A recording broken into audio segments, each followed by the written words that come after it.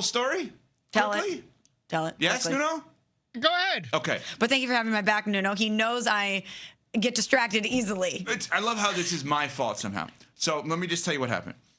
The ESPN Radio sports beat that airs in the afternoons, Freddie Coleman does an unbelievable job of doing these. Shout out to Freddie. Freddie and Harry, weekdays 3 p to 7 p Eastern. Freddie was off yesterday. Liam, our boss, reaches out to me and he says, hey, Freddie's off these days. Can you record them? I'm like, sure, great opportunity. I'll do it. I'm thrilled to do it. And I am pretty organized with things. Okay, so as soon as I get the email or the note, I send a calendar invite to Nuno because he and I are the ones really organizing the recordings. So we're talking about the fact that I didn't know I was supposed to do it yesterday. It's on me. I screwed up, whatever it is. I owned it. And I said I had to record a bunch of things over at ESPN New York, and I felt bad because I had to kick Mike Brownshire, the great production guy, out of the studio, whatever. And I said, oh, by the way, I had to pass along a message from Michael Kay to Smalls because Michael felt badly that 2 nights ago he was going to bring Smalls up to the booth because she was at the Yankee game, and then the passes got all screwed up, and he wanted to apologize to you for that. Yes. And I wanted to pass along the message. And this was 4 seconds before we came back on the air. And then she said, well, I would have liked to have come up to see the booth, but maybe at another time. And then she was supposed to talk, and she was telling me about the Michael Kay situation. But I don't know why that's my fault. That's entirely. You just said you were talking to her 4 seconds, telling her an in-depth story. You just told that story in about a minute and a half. It took like 5 minutes when you were telling it in the break. You guys have said I go a little long on things. So. And obviously, I love Michael Kay. I think he's so excellent as a broadcaster and as a person. I would have very much enjoyed going to the booth. What a treat that would have been. Well, don't blame him, though. That's what he's saying. I'm not blaming him. It's not his fault. Someone else took the pass. We were with a big group. Yeah.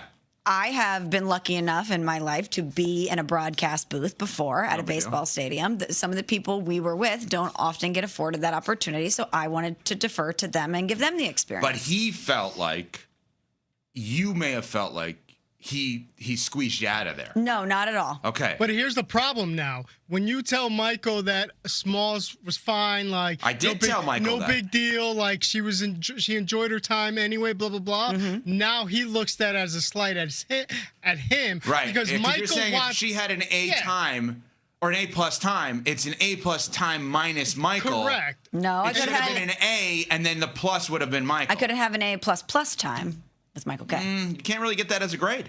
It's either A or A plus. One time when I was studying abroad in Italy, we took a photography class, and my best friend Jackie, the professor, I believe his name was Mauro, gave her an A+++, because she had a very good photograph of trash. That he just thought it was amazing. He was like, photograph of trash? He was like, the trash is beauty. Beauty is trash. And she was like, exactly.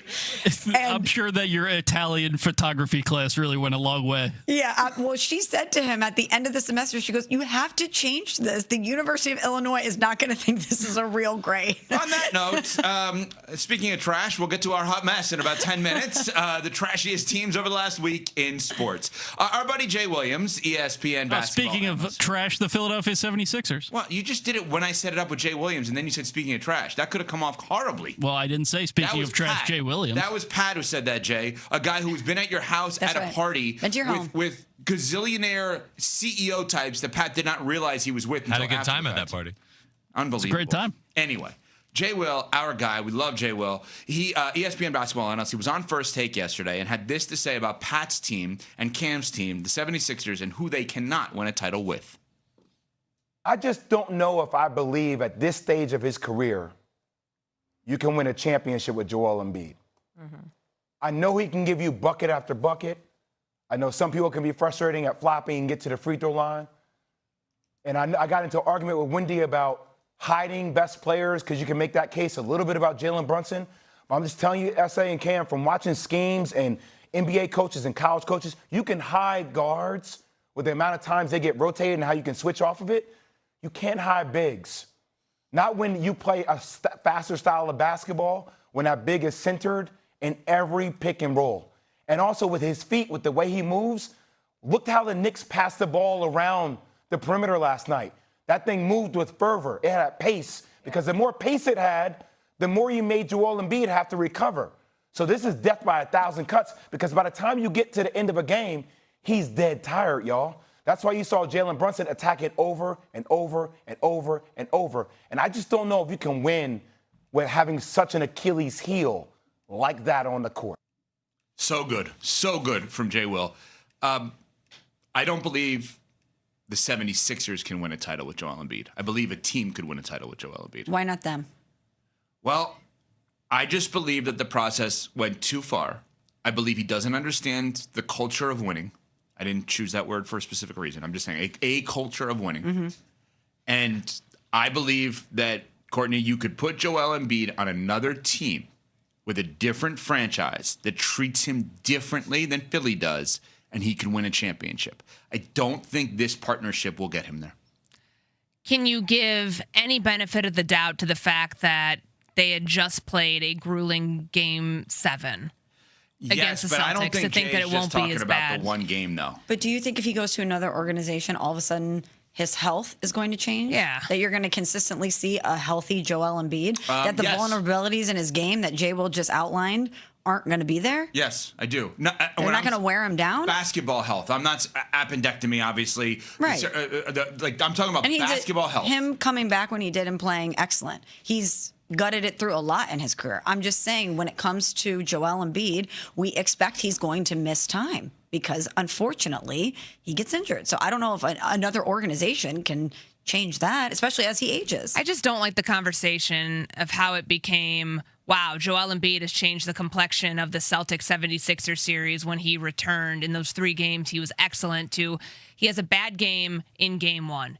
Like it felt like his feet were too big for his body, if that makes sense. He was, moving, he was lumbering across the court. I don't know if that's a byproduct of fatigue, of health, of what it was, but you can't make 3 field goals and have the same stat line effectively as Tyler Kolek and be on a team that's going to win a game when they expect you as the leader of this team, as